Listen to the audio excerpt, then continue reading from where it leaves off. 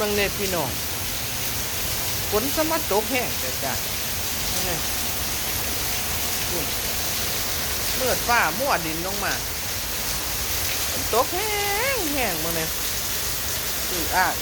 นี่ยน้ำย่อย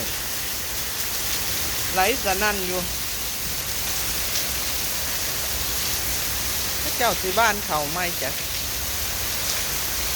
พระเจ้าสีดยา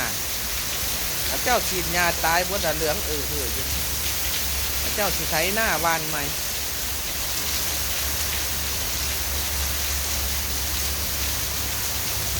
พระเจ้าเฮ็ดหน้าปังจ้ะพี่น้องทั้งนี้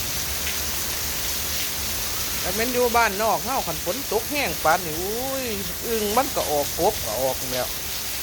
นี่ตรงนี้ฝนตกแห้งเอากระดอง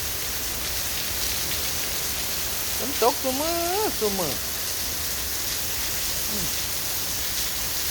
อันนี้มันอยู่ในกรุงเทพแต่พี่น้อง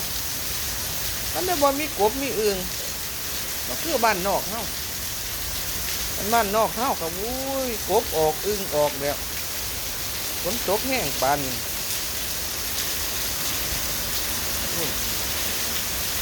น้ำไหลสนั่นฝ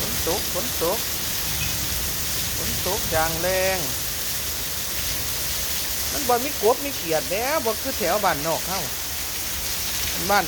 บ่อึดกบเขียดมันจะกบจะเขียดมันจะอึ่งแหละ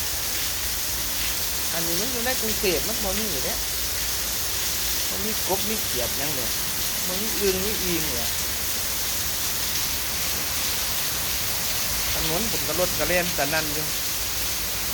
ฝนกระตกแห้งแต่พี่น้องเลยนี่นะฝนตกแห้งดีเลย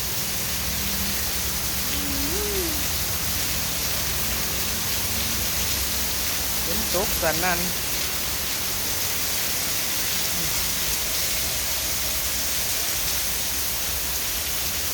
ฝนตกเป็นแต่นั่น